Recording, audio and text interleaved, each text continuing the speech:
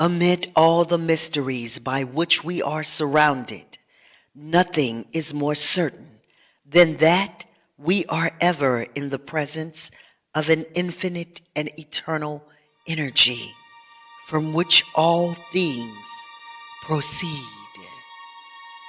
Follow me, follow me, follow me, follow me, follow me, follow me, follow me, follow me, follow me, follow me. In 1912, Charles Francis Haanel launched a powerful gift for mastering the mind to humanity that points all of us to the greatest adventure into the mystery of awareness. True mind power revealed by science. It's time to expand deeper into the unknown. We are about to begin an odyssey into the depths of our true nature. We'll explore true mind power, the electromagnetic field surrounding us at all moments, powerful techniques on how to change reality, indulge fully in the now moment and the power of the generous imagination, encounter higher dimensional beings within our own vibrational field, explore the depths of the unknown, and discover the great central sun within the body, and grasp clearly how the universe moves, lives, and has its being within us. The infinite field is a story of us as the directing presence of creation.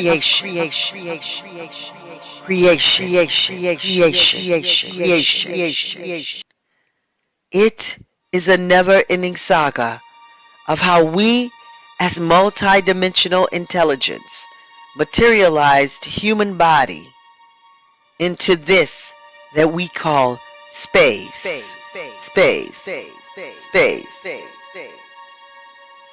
To experience this odyssey, we'll need a positive perspective, and even more than that, because the truth of mind is far more phenomenal and powerful than anything we can currently conceive. Recreating the mental matrix is made possible by generations of students of love light who questioned their senses and had the courage to silence the outer activity, to turn within and dive deep into the unknown. The unknown. Do this, and the superpowers of infinite awareness will be yours. It is my privilege to enclose herewith Part 1 of the Master Key System by Charles Francis Haanel as our guiding light. Now, follow me, follow me, follow me, follow me.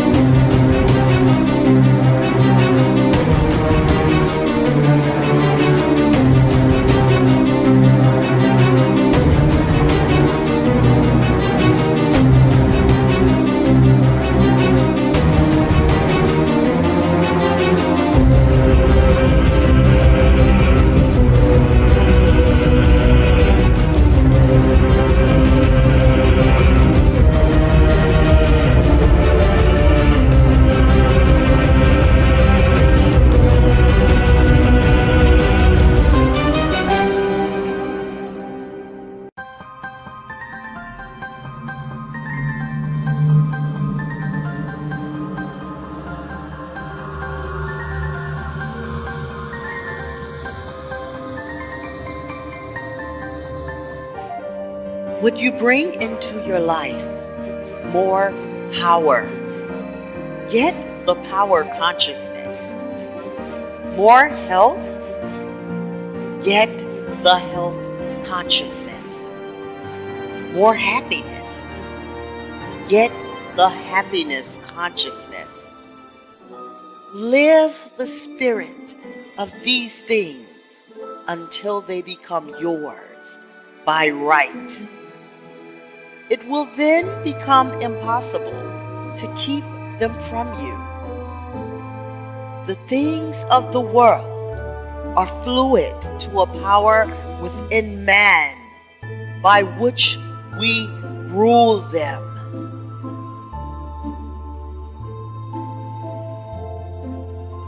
You need not acquire this power.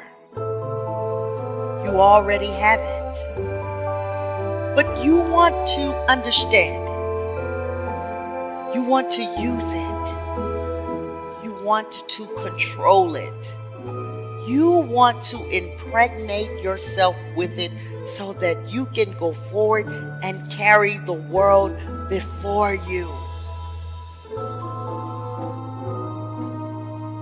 Day by day, as you go on and on, as you gain momentum, as your inspiration deepens, as your plans crystallize, as you gain understanding, you will come to realize that this world is no dead pound of stones and timber, but that it is a living thing.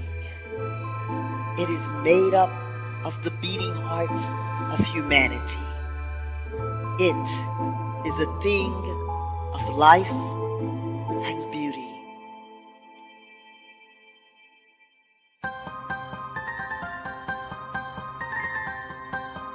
It is evident that it requires understanding to work with material of this description.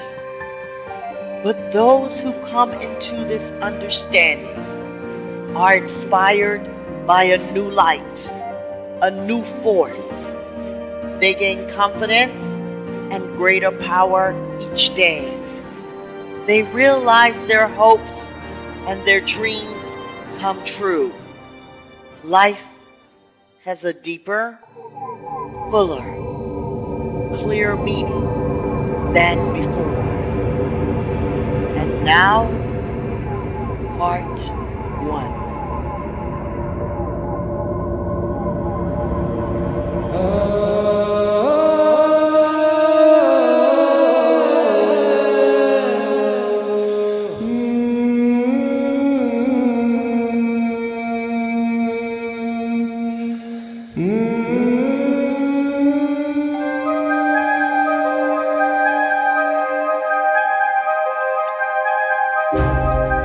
That much gathers more is true on every plane of existence, and that loss leads to greater loss is equally true. Mind is creative, and conditions, environments, and all experiences in life are the result of our habitual or predominant mental attitude.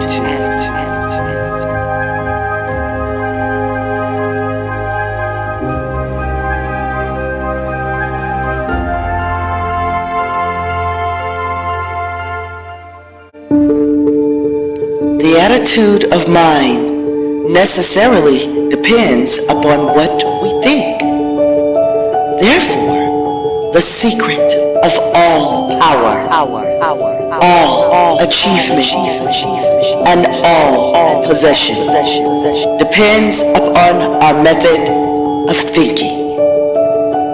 This is true because we must be before we can do, and we can do only to the extent which we are. And what we are depends upon what we think.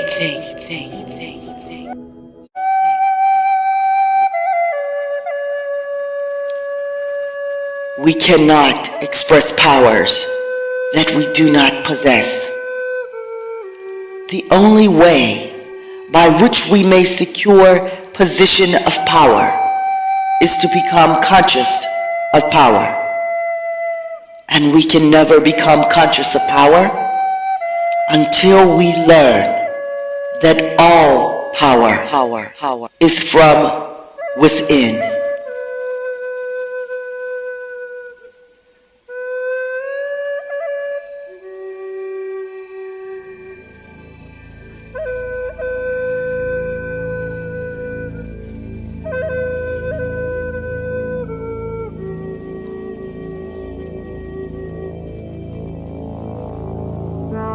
There is a world within, a world of thought and feeling and power, of light and life and beauty.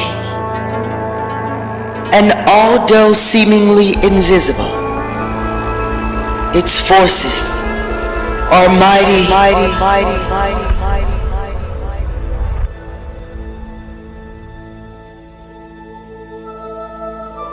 The world within is governed by mind. When we discover this world, we shall find the solution for every problem, the cause for every effect. And since the world within is subject to our control, all laws of power and possession are also within our control. The world without is a reflection of the world within. What appears without is what has been found within. In the world within may be found infinite wisdom, infinite power, infinite supply of all that is necessary, waiting for unfoldment, development, and expression. If we recognize these potentialities in the world within, they will take form in the world without. Harmony.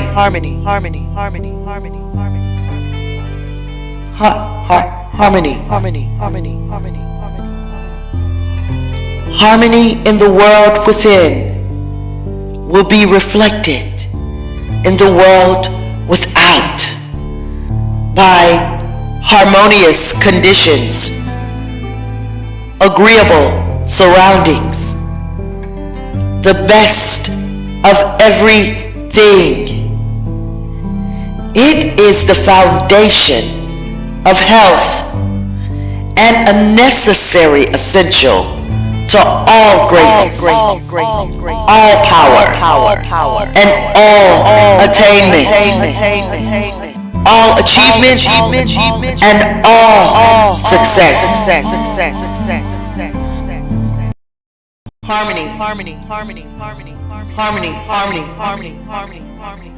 Harmony in the world within means the ability to control our thoughts and to determine for ourselves how any experience is to affect us.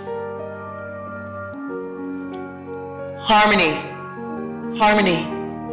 in the world within results in optimism and affluence. Affluence within results in affluence without. The world without reflects the circumstances and the conditions of the consciousness within. If we find wisdom in the world within, we shall have the understanding to discern the marvelous possibilities that are latent in this world within, and we shall be given the power to make these possibilities manifest in the world without.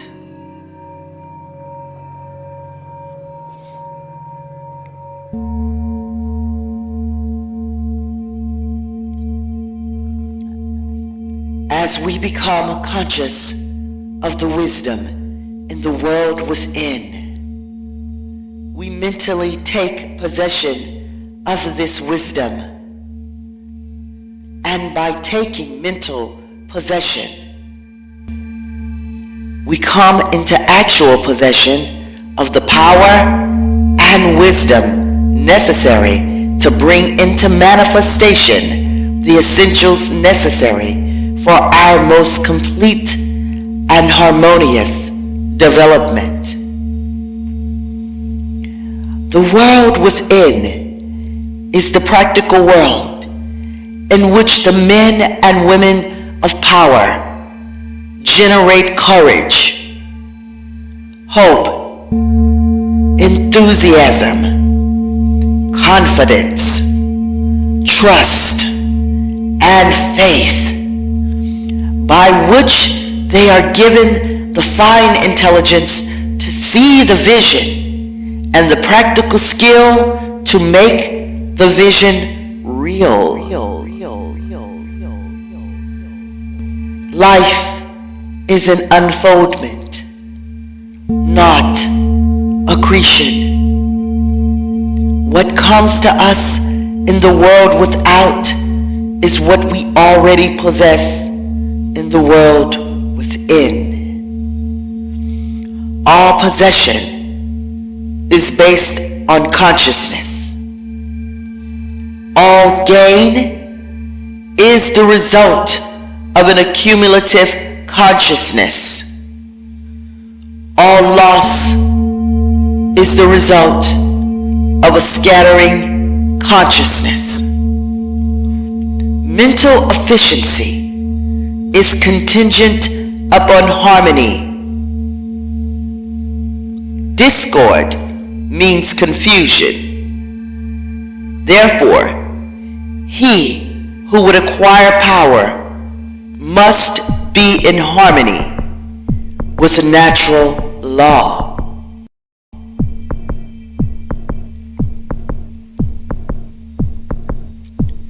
We are related to the world without by the objective mind.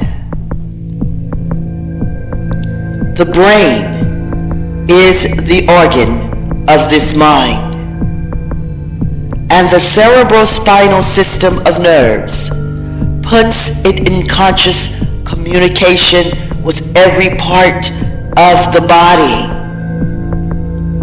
This system of nerves responds to every sensation of light, heat, odor, sound, and taste. When this mind thinks correctly, when it understands the truth, when the thoughts sent through the cerebrospinal nervous system to the body are constructive, these sensations are pleasant, harmonious. The result is that we build strength, vitality, and all constructive forces into our body. But it is through this same objective mind that all formations of distress, sickness, lack, limitation, and every form of discord and inharmony is admitted to our lives.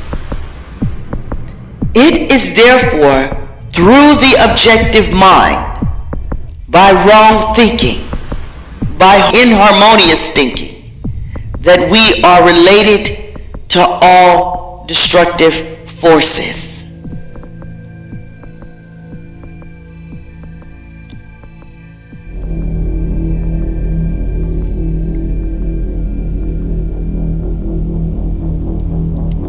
We are related to the world within by the subconscious mind. The solar plexus is the organ of this mind. The sympathetic system of nerves presides over all subjective sensations such as joy, fear, love, emotions, respiration, imagination, and all other subconscious phenomena. It is through the subconscious that we are connected with the universal mind and brought into relation with the infinite constructive forces of the universe.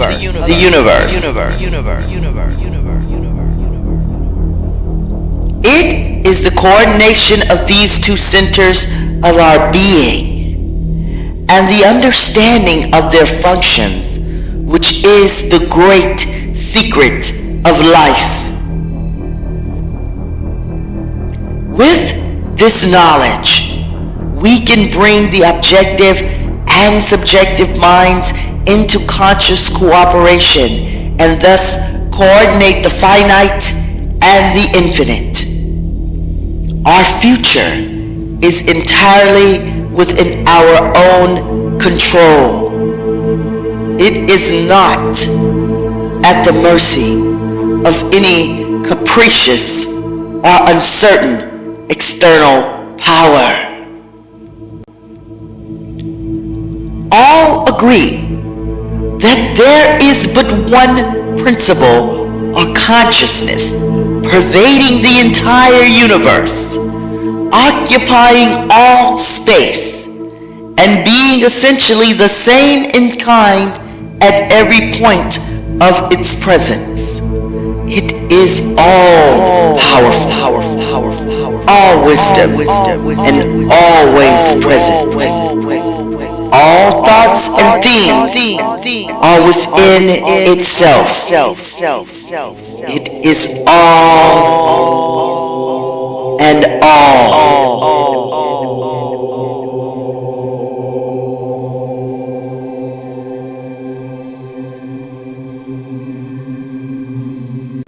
There is but one consciousness in the universe able to think. And when it thinks, its thoughts become objective things to it. As this consciousness is omnipresent, it must be present within every individual. Each individual must be a manifestation of that omnipotent, omniscient, and omnipresent consciousness. As there is only one consciousness in the universe that is able to think, it necessarily follows that your consciousness is identical with the universal consciousness. Or, in other words, all mind is one mind.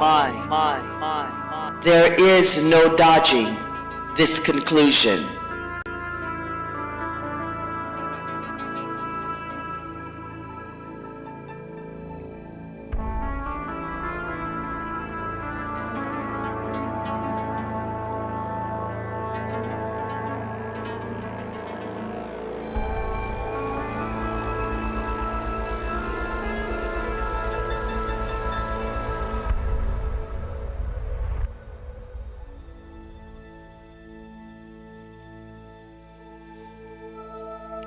The consciousness that focuses in your brain cells is the same consciousness which focuses in the brain cells of every other individual.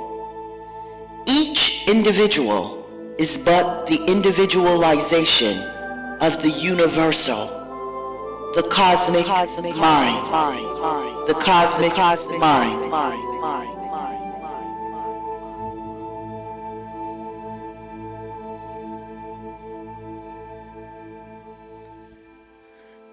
The universal mind is static or potential energy. It simply is. It can manifest only through the individual, and the individual can manifest only through the universal. They are one. The ability of the individual to think is his ability to act on the universal and bring it into manifestation. Human consciousness consists only in the ability of man to think.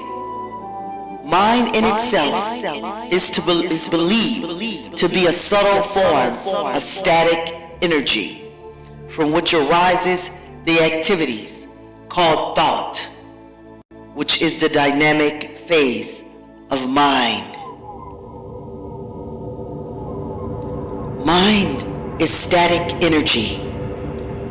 Thought is dynamic energy.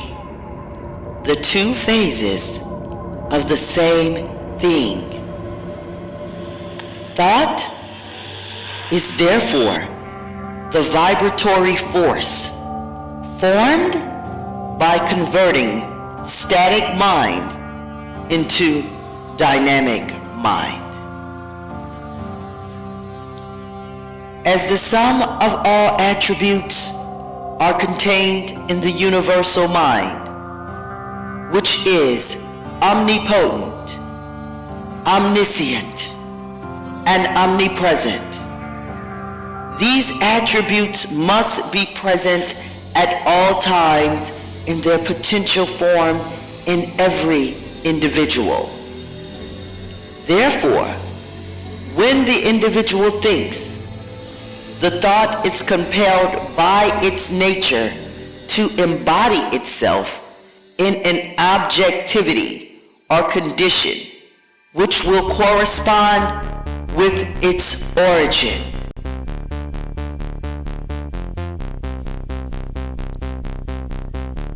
Every thought, therefore, is a cause, and every condition an effect. For this reason, it is absolutely essential that you control your thoughts so as to bring forth only desirable conditions. All power is from within and is absolutely under your control.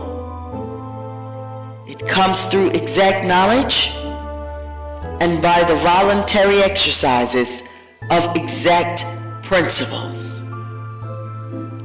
It should be plain that when you acquire a thorough understanding of this law and are able to control your thought processes, you can apply it to any condition.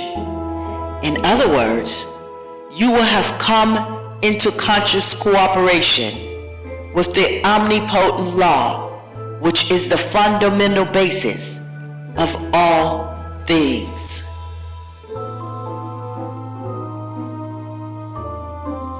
The universal mind is the life principle of every atom which is in existence. Every atom is continually striving to manifest more life.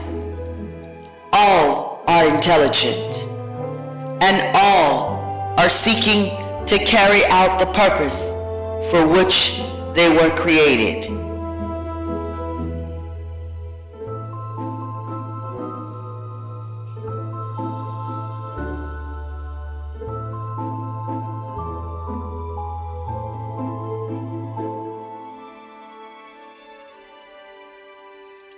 A majority of mankind lives in the world without.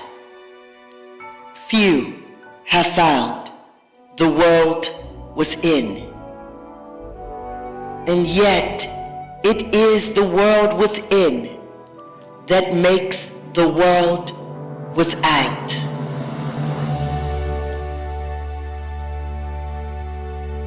It is therefore creative, and everything which you find in your world without has been created by you in the world within.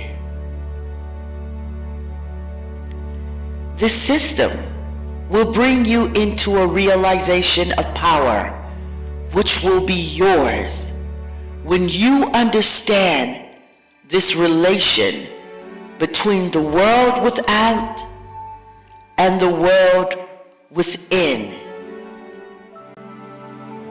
The world within is the cause. The world without, the effect. To change the effect, you must change the cause. You will at once see that this is a radically new and different idea. Most men try to change effects by working with effects. They fail to see that this is simply changing one form of distress for another. To remove discord, we must remove the cause. And this cause can be found only in the world within.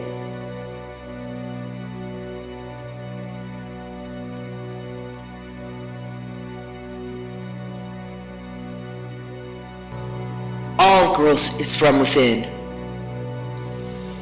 This is evident in all nature. Every plant, every animal, every human is a living testimony to this great law. And the era of the ages is in looking for strength or power from without.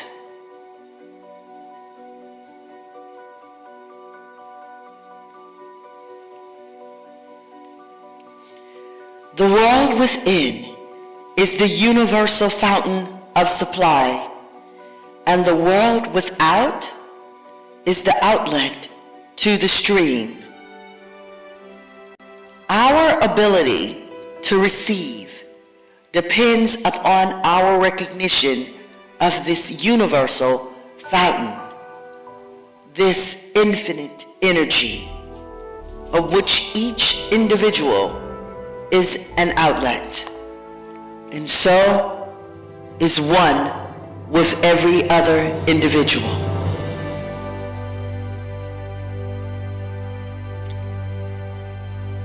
Recognition is a mental process. Mental action is therefore the interaction of the individual upon the universal mind. And as the universal mind is the intelligence which pervades all space and animates all living things, this mental action and reaction is the law of causation. But the principle of causation does not obtain in the individual, but in the universal mind. It is not an objective faculty, but a subjective process, and the results are seen in an infinite variety of conditions and experiences.